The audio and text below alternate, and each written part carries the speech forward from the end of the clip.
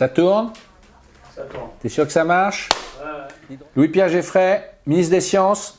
Première, l'hydrogène est-il l'avenir de l'humanité? C'est bon, Julien? Ça tourne. L'hydrogène va-t-il nous sauver?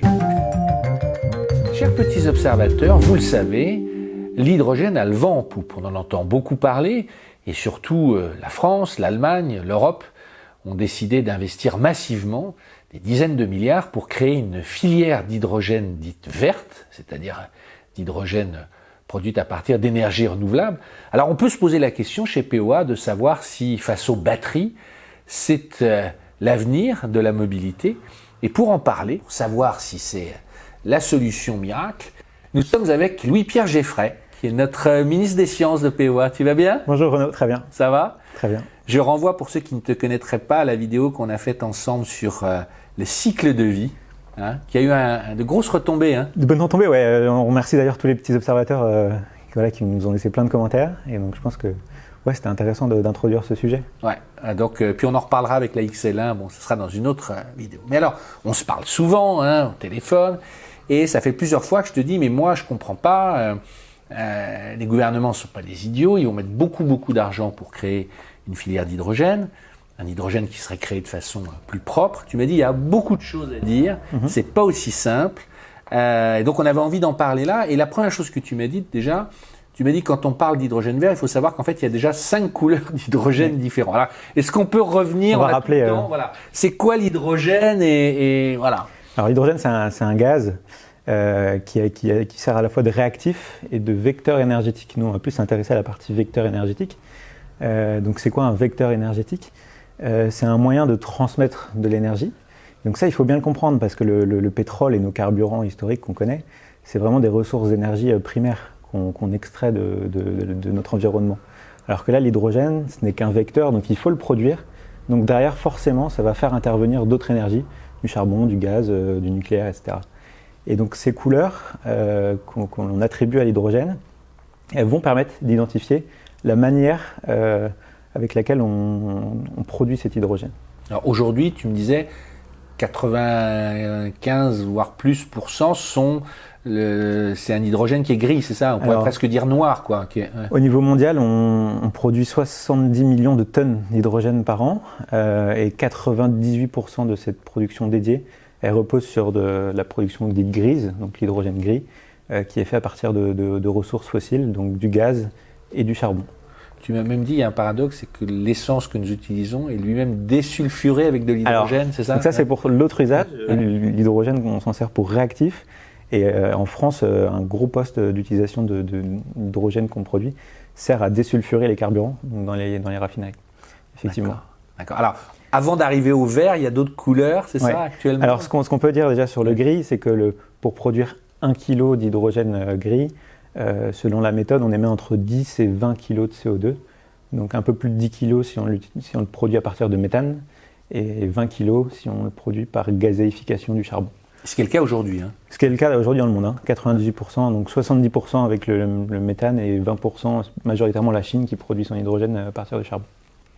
Donc ça, c'est la manière de production de laquelle on doit sortir si on veut atteindre nos objectifs carbone. Ça, c'est ce qu'on lit partout. On dit, on va essayer de transformer ça et de faire par électrolyse. Moi, c'est ce que je dis bêtement, on met des électrodes dans l'eau. Alors justement, donc l'hydrogène vert, donc, qui est produit par électrolyse, donc ça, on va dire que c'est le moyen de production dont on entend parler en ce moment. Voilà, c'est un peu le Graal. Exactement. Ouais. En fait, ce moyen de production, il repose sur l'électricité. C'est-à-dire qu'on va utiliser l'électricité pour produire de l'hydrogène. Et là, ce qu'il faut savoir, c'est que ça demande des quantités d'électricité qui sont assez énormes. Donc, en fait, pour avoir un hydrogène qui est bas carbone, on peut soit le faire avec des énergies renouvelables ou avec du nucléaire. Mais dans ces deux cas-là, il va falloir énormément d'énergie. Et c'est ça qui peut être un peu critiquable. Et je vais essayer de prendre une image pour faire comprendre ça à nos petits observateurs. Aujourd'hui, alors c'est de la physique, mais en fait, une Renault Zoé, dans sa batterie, elle possède 50 kWh d'énergie. Avec cette énergie qui est issue qui est de l'électricité, qu'on recharge sur le réseau, ça nous permet de faire plus de 300 km en autonomie réelle. Tu vas voir où je veux en venir, Renaud. En fait, si on prend cette même quantité d'énergie initiale donc, et qu'on l'utilise pour produire de l'hydrogène par électrolyse, on va avoir des pertes qui vont faire qu'avec 50 kWh, on produit 1 kg d'hydrogène. Et ce kilo d'hydrogène, il possède en lui 33 kWh d'énergie. Et ensuite, quand on le restitue dans une voiture avec une pile à combustible, on récupère 15-18 kWh. Donc ce que je veux dire, c'est qu'avec une quantité d'énergie initiale qui est équivalente, on peut soit faire rouler une Zoé pendant 300 km ou une voiture hydrogène pendant 100 km. Et pourquoi il y a toute cette déperdition? Parce que ça, c'est de la physique, pure et dure. On n'aura pas de gros progrès là-dessus, même si on progresse un petit peu. En fait, on passe d'un vecteur, on transforme l'énergie. En fait, on passe d'électricité à l'hydrogène pour refaire de l'électricité dans la voiture. Donc, on comprend bien que ces deux étapes de transformation contribuent à des pertes énergétiques. D'accord. Alors, ça n'empêche pas que l'hydrogène vert, du coup, est bas carbone, hein, si on le produit. Mais à t'écouter, est-ce qu'il faut plus d'énergie pour le produire c'est un peu pour moi, hein, c'est un peu une voie sans issue énergétique là-dessus, parce qu'il faut effectivement beaucoup plus d'énergie renouvelable pour un même usage, en fait. C'est ça la question. On va revenir, mais tu m'as dit ça au téléphone, et moi je te disais, mais ils sont complètement idiots alors, les gouvernements, de mettre tant de milliards pour arriver à en produire de façon verte, s'il y a toute cette déperdition dont tu parles. C'est-à-dire, est-ce qu'il y a des étapes intermédiaires possibles, ou est-ce que c'est aussi pour aller vers peut-être le transport plus lourd, notamment sur les camions, etc. Effectivement. En fait, pour moi, l'intérêt de ce... Alors, il faut y aller. Hein. Il nous faudra de l'hydrogène bas carbone, donc il faut faire de l'hydrogène par électrolyse, c'est très bien. Mais je pense que quand on questionne ensuite les ordres de grandeur pour la mobilité, on se rend très vite compte qu'on ne va pas faire rouler tout le parc français à l'hydrogène. Ce ne sera pas possible. Parce qu'il faut... Ça implique directement que derrière, il nous faut 3 fois plus d'éoliennes, 3 fois plus de panneaux solaires, etc. Donc c'est bien ça qu'il faut comprendre. Et donc, de fait, ça va être, il va y avoir des critères limitants qui vont s'imposer. Après, il n'y a pas que l'hydrogène vert. On a aussi l'hydrogène bleu. Un vrai arc-en-ciel, ouais. je regarde mes notes, parce que... Et donc, le bleu, oui. L'hydrogène... C'est incroyable, on capture le CO2. Oui, alors ça, l'hydrogène bleu, pour moi, il est relativement intéressant parce que il ne repose pas sur l'électricité. Donc on ne va pas utiliser l'électricité pour produire l'hydrogène. En fait, ce qu'on fait, c'est qu'on le produit. L'hydrogène bleu, c'est comme l'hydrogène gris, donc à partir de ressources fossiles. Sauf que là, on arrive à capter le CO2 lors de la production de cet hydrogène. Et ensuite, ce CO2, on le renvoie dans le sous-sol. C'est-à-dire par les systèmes de filtres, etc. Machin, il ne va pas se répandre dans l'atmosphère. C'est encore un petit peu plus compliqué que ça. Ce n'est pas des filtres, c'est d'autres processus. Ouais. Mais on arrive à le capter et à faire en sorte qu'il ne se retrouve pas dans l'atmosphère. Donc ça, c'est une deuxième voie pour produire de l'hydrogène bas carbone. Elle existe déjà ? Alors, elle existe déjà. Il y a déjà c'est un processus qui est déjà industrialisé, donc on sait faire. Le problème, et tu t'en doutes bien, c'est que comme on rajoute un processus en plus par rapport à l'hydrogène gris, ça coûte plus cher. Donc là, c'est purement un arbitrage technico-économique. Il faut qu'on arrive à avoir des conditions qui font que cet hydrogène bleu soit favorisé au niveau de la production. Mais même si on ne rejette pas de CO2, on continue à extraire du pétrole, du charbon. Alors par contre, on est toujours dépendant des ressources fossiles, effectivement. Mais en fait, ce qui est intéressant, c'est que c'est un moyen de décarboner les ressources fossiles qu'on utilise. Donc on en est toujours dépendant, mais ça nous permet ça permettrait cet hydrogène bleu d'avoir de l'hydrogène en grande quantité et bas carbone, ce qui n'est pas inintéressant. Mais on continue à vider les stocks de pétrole. De toute façon, c'est une sorte de compromis. Hein, donc, Ok. Alors après, il y a aussi, tu m'as dit... Alors l'hydrogène turquoise. Le turquoise, oui. Alors l'hydrogène turquoise, en fait, là c'est un processus qui est vraiment très intéressant, qui existe, qui commence à être industrialisé. En fait, ce qu'on va faire, c'est qu'on utilise toujours du méthane en entrée. Et on ne va pas faire le vaporeformage du méthane, on va faire le craquage du méthane. Donc en fait, c'est une réaction qui va nous permettre d'avoir d'un côté du noir de carbone et de l'autre côté du dihydrogène. Il va faire de la chimie quand même. Hein. Là, c'est un petit peu sportif, hein. Il faut s'accrocher. Mais en fait, alors le noir de carbone, je ne sais pas si tu sais Renaud, mais le noir de carbone, c'est quelque chose qu'on utilise dans les pneus. C'est ce qui donne la couleur aux pneumatiques. Donc on retombe encore dans la mobilité. Tu vois. Ouais. Et en fait, aujourd'hui, ce noir de carbone-là, on le produit à partir de ressources fossiles aussi, à partir de méthane. Ça fait du CO2. Donc là, cette méthode-là pour produire de l'hydrogène, elle est intéressante parce qu'elle permet d'avoir d'un côté de l'hydrogène qui est bas carbone et en même temps du noir de carbone Et le fait de cumuler ces deux processus-là, on efface pas mal d'émissions de CO2. Je ne vais pas rentrer trop dans le détail, mais c'est quelque chose qui serait vraiment intéressant. Et ça, on le travaille déjà. Ça, c'est quelque chose qui j'espère qu'il va se développer. Alors ça demande par contre, il faut de la chaleur en fait, il faut beaucoup de chaleur pour le faire. Mais on pourrait très bien imaginer, on sait que dans nos centrales nucléaires, on a beaucoup de pertes de chaleur, qu'on pourrait récupérer cette chaleur-là pour faire de l'hydrogène via ce processus. On est d'accord, on l'a pas dit, mais l'hydrogène, il y en a partout, hein. Il y en a dans l'eau, il y en a dans l'air. Oui, c'est une molécule qui est présente. Il faut le sortir, il faut l'extraire parce qu'elle est toujours. Il faut toujours casser les liaisons. L'hydrogène est toujours agrippé à un autre atome, donc il faut casser les liaisons. C'est toutes les méthodes dont on parle là. Exactement. Voilà. Alors il y a aussi le jaune. Alors le jaune, c'est l'hydrogène vert, mais c'est avec que du nucléaire en fait. Donc ce qu'on met derrière le jaune, voilà, c'est de l'électrolyse, mais qu'avec de l'électricité nucléaire, d'origine nucléaire. Donc ça, nous, on pourrait faire en France. Ça, on pourrait faire en France. D'accord. Complètement. Alors après, il faut voir au niveau de l'Europe, est-ce qu'on considère que cet hydrogène-là, il peut bénéficier de subventions ou pas? Parce que sur le nucléaire, il y a toujours plein de questions. A priori, il ne va pas considérer comme...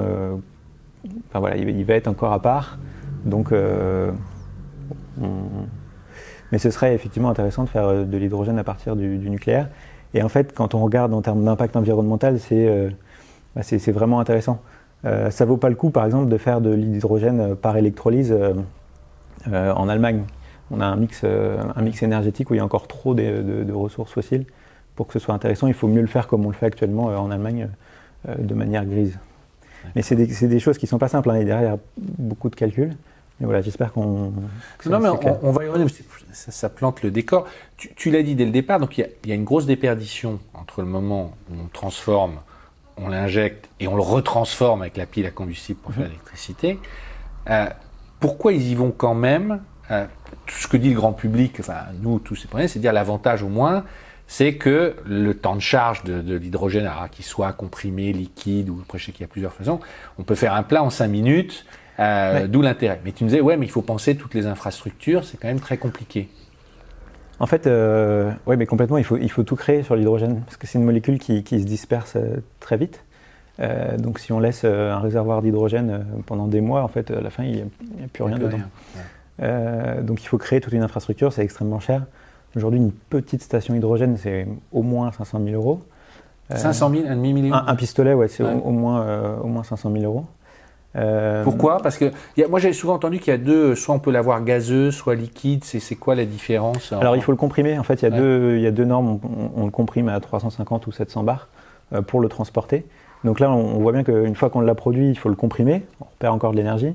Ensuite, il faut le distribuer. Et quand on le distribue, on a des pertes. À chacune de ces étapes, on perd. À chaque fois, on perd de l'énergie. Le fameux, en fait, on perd 2 tiers, ce que tu disais par rapport à d'accord. Complètement. Alors que la batterie, de l'autre côté, elle va avoir une grande efficience entre la production d'énergie, sortie d'éoliennes ou de panneaux solaires ou tout ce qu'on veut. Ça rentre dans la batterie et ensuite c'est directement utilisé. Et là, on a une chaîne qui a un très bon rendement. D'accord. Maintenant, tu me disais quand même, ce qu'on entend aussi souvent, c'est que pour le transport lourd, on va dire camions, utilitaires, etc., là, ça a une raison d'être. En fait, quand on regarde vraiment les cas d'usage, l'hydrogène, oui, peut avoir un intérêt sur ces champs spécifiques du transport de marchandises, des véhicules utilitaires. Et en fait, on se rend compte que c'est sur ces modèles-là que les constructeurs sont en train de se positionner. Donc, il va y avoir une offre qui va arriver sur ces véhicules, mais on voit bien que c'est quand même une offre qui va être plutôt petite et qu'on est loin d'avoir des productions. Et pourquoi ça intéresse l'utilitaire? Parce qu'il y aura des points de charge, moins de points de charge. Alors parce que ça peut être des véhicules qui vont peut avoir plus de volume. Parce qu'il y a toujours ce problème de déperdition dont tu parles. Oui, complètement, oui. Alors malgré tout, ce qu'il y a, c'est quand même des véhicules qui à l'usage émettent pas de CO2. Si on a l'hydrogène qui est produit de la bonne manière derrière, on peut avoir quand même un impact carbone qui est quand même significativement réduit, etc. Maintenant, en fait, c'est vraiment des cas d'usage. Un véhicule utilitaire, il peut, alors selon l'entreprise, mais faire toujours les mêmes parcours. Donc on peut positionner un pistolet dont on sait que le facteur de charge va être assez élevé, parce qu'il va y avoir à l'échelle du territoire 3-4 entreprises qui vont l'utiliser. Donc ça permet aussi de rentabiliser cette infrastructure. Donc ce qu'on voit, c'est que ça va commencer par des petits îlots à destination du transport de marchandises et des véhicules utilitaires, et peut-être que ça se développera à l'avenir, mais en tout cas je ne crois pas trop à l'hydrogène pour le grand public. Mais certains le disent, mais pas tout le monde. Il y a des gens qui, quand même, complètement. Alors, disent, mais on entend, ça va être l'avenir. En fait, moi, ce que je trouve intéressant, c'est que l'hydrogène, on en produit 900 000 tonnes par an en France. En fait, pour moi, on va s'en servir, l'hydrogène vert, dans d'autres usages. Et il va falloir remplacer les usages pour lesquels on a déjà besoin d'hydrogène dans l'industrie, dans la chimie. Et encore une fois, assez paradoxalement, moi je pense que l'intérêt de l'hydrogène, qu'il soit vert ou en tout cas qu'il soit bas carbone, à l'avenir, on pourrait produire de l'acier bas carbone via l'hydrogène, comme l'hydrogène est un réactif, ça pourrait remplacer le coke dans la production d'acier. Et donc là, ça pourrait nous permettre d'avoir des aciers très bas carbone pour produire des voitures, par exemple. Ça, c'est pour moi un usage qui serait bien plus pertinent que de l'utiliser comme carburant. Ça, les pouvoirs publics doivent le savoir, en fait. Parce qu'encore une fois, on a j'espère. beaucoup de milliards. J'espère, je pense. Sinon, vous appelez Louis-Pierre Geffray. Hein. Il y a quelques initiatives au niveau du nord de l'Europe. Il y a quelques entreprises qui commencent à produire de l'acier via ce processus-là. Et c'est relativement intéressant. Dans notre précédente vidéo, on avait parlé que voilà, les constructeurs vont devoir réduire leurs impacts vraiment sur la globalité du véhicule, donc sur les matériaux. Et vous l'avez vu au salon de Munich, on parle beaucoup de matériaux biosourcés, bas carbone, recyclés, etc. Utiliser de l'hydrogène bas carbone pour produire de l'acier, ça je pense que ça va être quelque chose qui va être de plus en plus fait. J'ai une question, parce que j'ai bien compris donc, la déperdition des différentes étapes de transformation qui fait que pour le même... ça c'est pour l'électrolyse. Hein. Ouais, mais pour la même masse d'énergie, donc d'hydrogène, je peux faire que 100 km par rapport à 300. Mais est-ce que dans le bilan, malgré tout, parce que si je comprends bien, tu dis en fait la batterie a de l'avenir, en fait, est plus rentable, hein, on peut dire comme ça. C'est ma position, mais et son rendement énergétique est meilleur, mais plus efficiente. Et plus efficiente, voilà. Mais est-ce que tu intègres ces coûts d'extraction, etc. Tu vois, si on rentre, parce que je vois déjà toutes les matières qu'il faut, et dans ce cas-là, peut-être que le bilan reste malgré tout. Justement, on va parler un peu matériaux. Aujourd'hui, alors ça c'est quelque chose qui est intéressant. On va parler un petit peu de batterie. On est obligé de. Peu de gens savent, mais les batteries aujourd'hui, on sait les recycler. Une batterie, c'est quasiment que des métaux en termes de masse. Alors, il y a des plastiques. Beaucoup de gens n'y croient pas. Tu peux développer, parce que moi j'avais suivi un séminaire. Si, complètement. On sait recycler les batteries, on va le faire de plus en plus. Et alors après, ce qu'il faut bien creuser, parce qu'on nous dit, ok, c'est recyclable, mais qu'est-ce qu'on refait avec ? Est-ce que ça finit sous les routes ou est-ce qu'on refait des batteries avec ? Et non, a priori, on va pouvoir refaire des batteries. C'est une question de pureté des métaux lors du processus de recyclage. En fait, il faut qu'on arrive à avoir des métaux extrêmement purs pour refaire des batteries. Et ça, il y a beaucoup d'entreprises qui travaillent là-dessus, des entreprises françaises. Et donc, a priori, on va pouvoir le faire. Donc ça, c'est extrêmement intéressant parce que ça veut dire que on pourra avoir une seconde vie des batteries, mais on pourra refaire des batteries avec des batteries. Mais quelles sont tes sources là ? Parce que moi, j'avais vu il y a 2-3 ans, c'était l'ADEME qui avait fait un séminaire. C'était surtout par rapport aux batteries de téléphone. Ils commençaient à travailler. Bon, il y a des choses qui sont assez faciles à enlever. D'autres, fallait quand même brûler pas mal de choses, avoir des filtres. C'est fini. Comment ça marche ? Non, c'est ces processus-là. Hein. C'est quoi ? Une batterie, soit il faut la broyer, soit la brûler. Mais comment t'extrais justement ? Alors après, c'est de la chimie. D'accord. Alors il y a des acides. Je dis pas que c'est une industrie qui est magnifique, hein, mais c'est comme ça. Mais pour tout le recyclage. Hein. Enfin, dès qu'on. On est d'accord. On brûle et après on refait des bains chimiques qui permettent de ressortir de façon. Il faut avoir des métaux extrêmement purs à 99. C'est ça la contrainte en fait. Et on y arrive aujourd'hui. Et on y arrive. On est en bonne voie d'y arriver. Et en fait, on y arrive déjà sur des lignes pilotes, etc. La question, c'est de savoir à quel coût ça va sortir, en fait. C'est plus une question de prix de revient. Et ça, tes sources, c'est quoi ? Alors ça, Renault travaille beaucoup là-dessus. Ils ont communiqué un petit peu là-dessus. Il y a aussi Eramet, qui est une grosse entreprise française que le grand public ne connaît pas, mais qui produit de grandes quantités de lithium. Enfin, c'est un des gros producteurs de lithium et de nickel, surtout. Parce qu'on a beaucoup de nickel, en fait, en France, via la Nouvelle-Calédonie. D'accord. Et donc ça, cette entreprise-là, Eramet, c'est le premier employeur en Nouvelle-Calédonie, qu'on n'est pas du tout en métropole. Mais non, c'est le sujet du recyclage et ils travaillent dessus. Alors justement, tu es parti sur le recyclage, mais je te dis, est-ce que tu as fait le bilan global de la batterie et de son extraction par rapport à l'hydrogène, quand on prend deux véhicules hydrogène et 100% électrique à batterie comparables, donc si on prend une Tesla Model 3 grande autonomie et la Toyota Mirai, qui sont des véhicules qu'on peut comparer, en fait, leurs émissions grises à la fabrication, elles sont quasiment similaires aujourd'hui. Donc, c'est-à-dire qu'on dit souvent qu'un véhicule électrique émet 2 fois plus de CO2 au niveau de sa production. Sa fabrication, Ça, c'est vrai. Le véhicule hydrogène, c'est à peu près pareil. Aujourd'hui, en l'état actuel des choses. Mais qu'est-ce qui coûte cher ? C'est les matières premières dans la pile à combustible ? Parce que lui, il a très peu de batteries dans le véhicule à hydrogène. Il a une toute petite batterie. Et tu m'as dit non, ça va changer aussi. Alors, en fait, ce qu'il faut savoir, c'est que on dit véhicule à hydrogène, il n'y a pas de grosses batteries, tout ça, c'est plus. Mais il y a quand même des métaux. Les réservoirs, c'est de la fibre de carbone, donc c'est du composite. Le composite, en termes de recyclage, c'est nul. C'est très compliqué. Alors, il y a des méthodes aussi qui commencent à... Mais c'est quand même très compliqué, en tout cas plus dur que les batteries. Et dans la pile à combustible, il y a du platine. Alors ça se recycle aussi, mais voilà, c'est quand même pas si simple que ça, quoi. Surtout les réservoirs, de ce que je sais en termes de recyclage, donc c'est un peu compliqué. On parlait beaucoup de platine, ouais, c'est ça qui coûte Alors le très platine, cher. c'est ce qui coûte très cher et c'est ce qui fait le prix encore des piles à combustible. Donc, on essaye de réduire la teneur en platine dans les piles pour essayer de baisser le coût des piles à combustible. Donc si je te résume, c'est la même pollution à produire, ouais. C'est pas tout à fait exact, mais c'est vraiment, c'est vraiment comparable. Pour moi, la différence se fait vraiment sur la manière de produire l'hydrogène plutôt que sur la production du véhicule en tant que tel. Je reprécise pour ceux qui ne connaîtraient pas, donc tu as été formé à l'Estaca, tu travailles dans la mobilité aujourd'hui, sur plein de domaines, donc la mobilité propre, enfin je ne sais pas comment on peut dire. On essaye de faire en sorte voilà, que... voilà. Non, mais ce que je veux dire, c'est que tu as beaucoup de sources de contacts Oui, complètement, à gauche. On annoncera bientôt une bonne nouvelle, je crois, sur ton futur. Voilà. Je ne sais pas si on peut le dire aujourd'hui, mais justement sur selon toi, parce qu'encore une fois, moi je suis étonné de voir, par rapport à ce que tu dis sur l'hydrogène, est-ce qu'on peut quand même, malgré tout, espérer des sauts technologiques sur sa fabrication qui permettraient de changer l'équation à 10 ans, parce que moi, pour le coup, j'ai pas tes sources, mais j'ai parlé quand même avec pas mal de gens. Ils disent voilà, l'hydrogène vert qu'ils voudraient produire, ils se disent il faut que ce soit en 2030, 2033. Donc, est-ce qu'il y a des sauts possibles? C'est un peu comme dans les batteries, on dit non, ça prend beaucoup de temps, on améliore, mais il n'y aura pas un saut. Toi, de ce que tu sais, en fait, la production d'hydrogène, c'est moi, je crois beaucoup plus à des sauts dans les batteries. Là, je sais que il y a des évolutions qui sont en train d'arriver. Tout ce que fait Tesla, c'est extrêmement intéressant et on sait qu'on va encore progresser. Sur l'hydrogène, en fait, ça demande tellement d'investissement aussi. Enfin, on part vraiment de très très loin. Donc, je vois ça un petit peu mal engagé, mais alors c'est une opinion qui est un peu partagée par certaines personnes, d'autres plutôt moi, mais okay. Je pense pas. Franchement, si j'avais à parier sur l'hydrogène, je parierais pas sur l'hydrogène dans la mobilité individuelle. Dans les véhicules utilitaires, ça peut prendre une petite place. Les camions aussi, tu me disais. Ouais, les camions, mais alors, en fait, on se rend compte que les batteries progressent tellement vite. Tesla... Vas-y, on a tout le temps.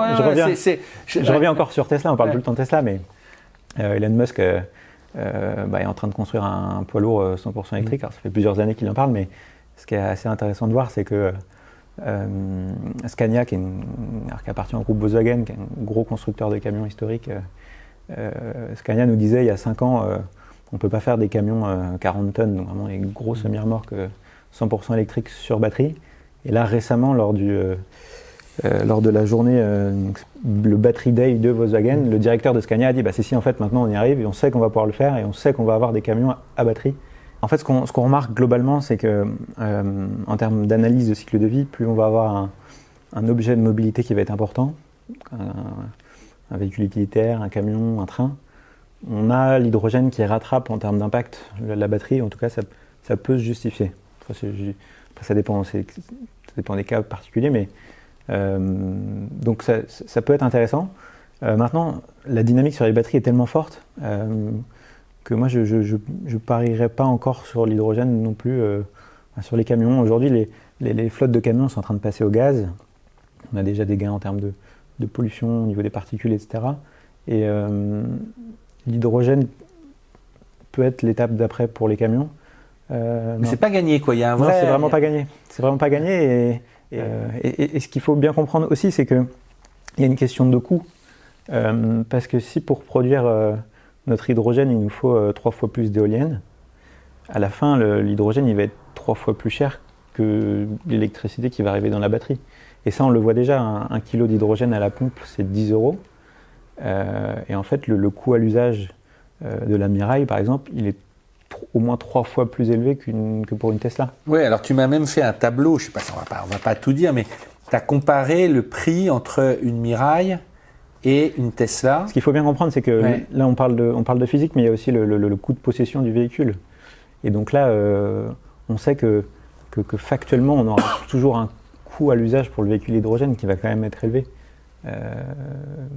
C'est ça qui...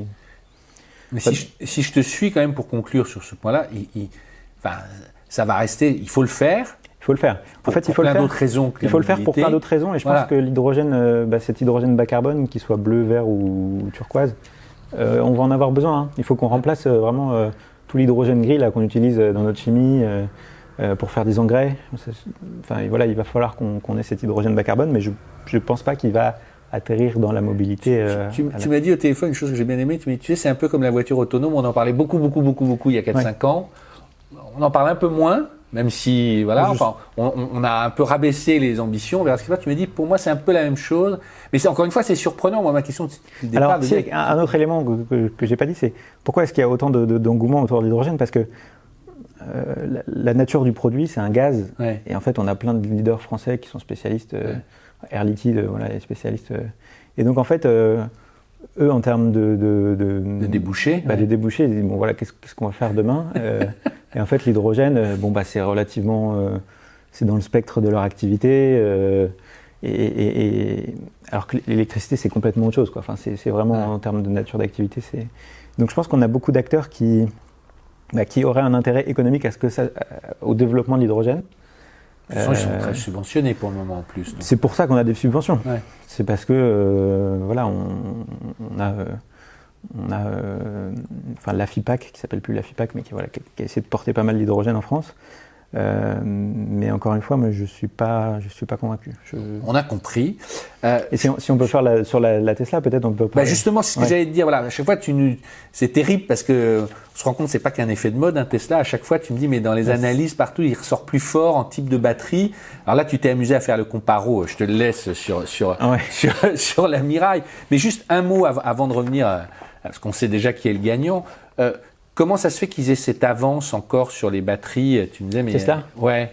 En fait, Tesla, de ce que je vois, il déroule en fait. Enfin, là, ils sont déjà en train de produire des batteries en interne chez eux.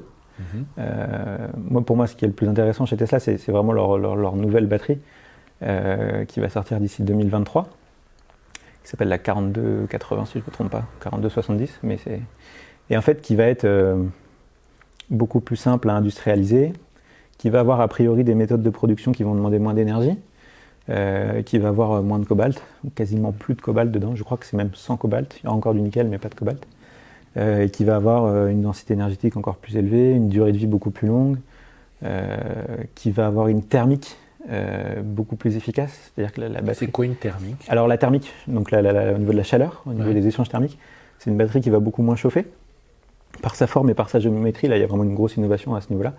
Et donc, on va avoir des vitesses de recharge encore plus élevées. On peut imaginer qu'en termes de puissance de recharge, on va encore monter. Et pour un coût qui va être encore plus bas que ce qu'ils font actuellement. Et là, pour suivre un petit peu ce qui se passe, très très peu d'entreprises sont capables en tout cas se projettent sur ce type de batterie ou sont capables vraiment de la produire. Enfin, Ça, ils l'ont annoncé Ça, ils l'ont annoncé, oui, complètement. Ça va arriver. Alors, il y a un peu de retard. Ouais. Normalement, elle devait être lancée sur le modèle Y, cette batterie. Mais elle n'est pas prête encore, donc ça va demander quelques années.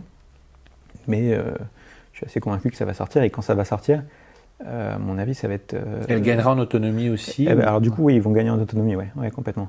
Parce qu'un exemple un peu technique, mais si la cellule chauffe moins, potentiellement, on peut se dire, à isopuissance, qu'on a besoin de moins la refroidir. Donc, on peut se défaire dans le pack batterie un petit peu de tout ce système de refroidissement. Je pense qu'il y a un peu cette volonté-là aussi. Du coup, on allège la voiture. Donc, il y a plein d'innovations sur la batterie qui vont faire que, dans l'intégration dans le véhicule, ça va permettre de gagner... Et ça, les concurrents asiatiques, les gros, les LG, les CEG et autres, ils sont à la bourre où ils sont prêts sur les mêmes technos. Les constructeurs de batteries historiques, LG, Samsung, etc., suivent le pas et je suis assez convaincu qu'ils vont y arriver. Mais par contre, en termes de constructeurs automobiles, aucun constructeur produit ces batteries. Et Tesla va le faire. Donc ça leur permet encore d'intégrer une étape. Même Volkswagen là qui met des milliards en... Alors ils veulent le faire aussi.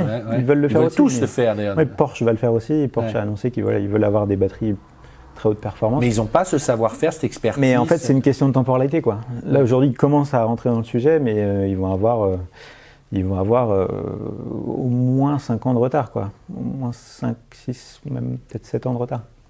D'accord. C'est là où Tesla est très fort, c'est que ça va très vite. Tu es en train de me dire, on commence sur l'hydrogène et on finit sur Tesla, quoi. En fait, on est toujours, voilà, c'est toujours eux qui font le game, quoi. Ouais, complètement, ouais. Et on en parle beaucoup. Moi, je suis pas pro Tesla, donc voilà, mais il y a quand même des choses très très intéressantes. Oui, parce que bon, là, je t'ai dit, mais en deux mots, c'est terrible quand on lit ton comparo sur la Miraille. Tout est plus cher avec la Miraille, en fait, en gros. On peut faire la liste.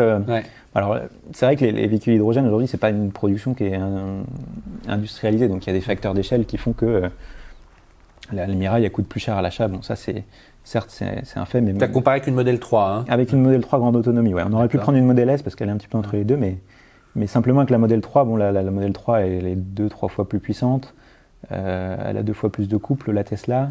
Les autonomies sont relativement comparables. Ça, c'est quelque chose qu'on disait pas il y a 3-4 ans. On disait le véhicule hydrogène, il a beaucoup plus d'autonomie que les véhicules électriques. Et là, on se rend compte que la Miraille, elle est donnée pour 650 km, la Tesla pour 614, donc dans les faits, c'est jeu égal. La masse, on entend souvent dire les voitures électriques ont des lourdes batteries, etc. En fait, la masse, là, la Tesla, elle fait 50 kg de moins. Alors, c'est pas le même niveau une Model 3 est beaucoup plus aboutie en termes d'ingénierie que la Miraille, mais il faudrait peut-être la comparer. Non, il faudrait comparer avec une Model S, c'est sur ce point-là. Une Model S fait 2 tonnes 100, donc il y a encore un petit... À ISO caractéristique, l'hydrogène est encore un poil plus léger, mais franchement, c'est pas grand-chose. L'hydrogène, on ne peut pas recharger à domicile non plus. On se rend compte que 90% des recharges se font soit à domicile ou soit au travail. Ça, c'est l'AVER qui nous le dit. Bon, là, l'hydrogène, il faut encore aller à la pompe. Et en fait, on ne se rend pas compte, mais c'est un grand confort. Alors, bien sûr. À Paris, je sais que c'est compliqué pour les bornes, etc. Mais partout en métropole, c'est quand même quelque chose d'intéressant. Le bilan carbone, on n'en a pas parlé, mais voilà, aujourd'hui, si on utilise une Tesla en France, en termes d'impact CO2, avec l'électricité que l'on a, pour moi, on ne pourra pas faire tellement mieux. Là, l'hydrogène sera toujours un peu plus... en termes d'émissions, ça sera toujours un peu supérieur. Le maillage du réseau, le Tesla, on le connaît, le maillage du réseau, là, l'hydrogène, il faudrait tout refaire. Je crois qu'on a compris les arguments. Et sur la durée de vie, ça c'est super important. Une Tesla, une voiture électrique, pas faire que Tesla, mais même les Zoé vont avoir des durées de vie qui vont être beaucoup plus longues. Alors qu'une voiture hydrogène, il y a quand même de l'entretien, il y a l'usure des membranes. Là, tu parles de la pile. Oui, de la pile. Qui transforme l'hydrogène en électricité, ce qu'on disait. On sait qu'il va y avoir un entretien qui va être aussi un peu plus important. Donc c'est encore un argument qui fait que... Voilà, moi je... D'accord. Une question pour finir. On revient de Munich. Tu as regardé les vidéos. Il n'y a pas eu de salon depuis 2 ans. Il n'y a que des voitures électriques qui sont présentées. Qu'est-ce qui t'a marqué? Qu'est-ce qui a attiré ton attention dans tout ce que tu as vu? Moi, ce qui a attiré mon attention, alors bon, déjà, je trouve que la Mégane est assez intéressante en termes de définition produit. J'ai beaucoup aimé ta phrase, Renaud. Tu as dit c'est peut-être la fin de l'obésité. Ouais. Donc ça, j'ai trouvé ça assez fort parce que c'est quand même une tendance lourde depuis des années d'avoir des voitures toujours plus grosses, toujours plus grandes. La Mégane est plus basse qu'une Zoé. On ne se rend pas compte à l'image, mais quand on la voit en vrai, elle est vraiment... Elle fait la longueur d'un capture, à 1 centimètre près. Donc ça, mine de rien, c'est quand même... Moi, c'est l'information qui m'a marqué. Et ensuite, c'est le concept de BMW qui a introduit cette notion d'économie circulaire. Recyclard. C'est la voiture recyclée. C'est quelque chose dont on n'avait pas tellement parlé dans notre première vidéo sur l'analyse de cycle de vie, mais c'est extrêmement important de savoir... Parce qu'on peut réduire la taille des voitures et donc la quantité de métaux utilisés dans les voitures. Ça, c'est intéressant de le faire, mais on peut aussi réduire l'impact carbone des matériaux qu'on utilise dès le départ dans notre voiture. Ouais. Et donc, mais tu as étudié justement ce qu'ils utilisent, parce que moi j'ai regardé, j'ai vu le résultat, les gens glosaient sur la ligne, mais en termes de matériaux... Alors, c'est de ce que j'ai vu, alors j'ai pas creusé encore le sujet, mais il y a pas mal de choses qui se font déjà. On peut utiliser des matériaux biosourcés, on peut augmenter la part de matériaux recyclés, et ça, les constructeurs ne le disent pas non plus, mais ils sont déjà en train de le faire. Et là, je pense que BMW a voulu un peu tester la réceptivité. Et c'est pas un peu du greenwashing quand on me dit j'ai des fauteuils en cuir végan ou on sait que les moquettes, toutes les parties un peu, mais bon, tout ça c'est du recyclage du bout de mais ça peut. Mais où est-ce que c'est une vraie tendance à terme D'abord parce qu'on manquera peut-être de matières premières, mais toi aussi, de ce que tu sais, En fait, c'est vraiment l'avenir ou c'est c'est- parce qu'ils ont le couteau sous la gorge et qu'il faut faire bien? Non, ils vont le faire de plus en plus. Et en fait, alors ce qu'on ne vous dit pas, mais c'est que derrière, c'est que des arbitrages économiques en fait. Si le tissu qui est recyclé coûte moins cher que le tissu qu'on avait avant, bah, on va le mettre partout, quoi. Et en général, ce qui se passe, c'est que quand on intègre un peu toutes ces externalités environnementales, C'est bah, plus cher pour le moment. non? Pas toujours, Ouais. mais dans la plupart des cas, c'est quand même plus cher. Parce qu'il n'y a pas encore les filières, etc. C'est ça que je... Et bah, en fait, on rajoute des contraintes au système. On faisait d'une certaine manière à un prix qui était très bas, et on le voit très bien sur le coût de la mobilité. Si on est là, on est en train d'intégrer l'environnement parce qu'on fait des voitures bas carbone électriques, et on voit bien quand même que le coût de la mobilité, le coût des voitures augmente fortement. Ça, il y a un vrai sujet de savoir comment est-ce qu'on va arriver à tendre vers une mobilité qui est plus propre et qui en même temps va rester accessible. Parce que les deux, pour les conjuguer, ça c'est un gros défi. Alors, tu me tends une perche pour la prochaine émission qu'on va avoir ensemble, qui passera dans quelques semaines, à propos de voitures électriques. Tu m'as fait découvrir une marque qui s'appelle Aptera, qui est une marque américaine, qui existait déjà depuis quelques années, mais qui là propose à la vente, j'allais dire, une voiture électrique qui est l'équation parfaite de toutes les valeurs dont tu me parles souvent: poids, aérodynamisme, basse consommation. Je vous en dis pas plus, mais tu vas nous parler de cette voiture Effectivement. qui bientôt, on peut la commander sur Internet. Je ne sais pas si on peut l'avoir en France. Certains, Mais je vous invite, on se retrouve dans 15 jours. Voilà, parce qu'elle est l'expression de tout ce certains que tu dis. petits observateurs affûtés nous l'avaient déjà mentionné Ouais. en commentaire. Ouais. Mais c'est vrai qu'il y avait eu un prototype il y a très longtemps. Ça ressemble un peu à un petit avion sans ailes.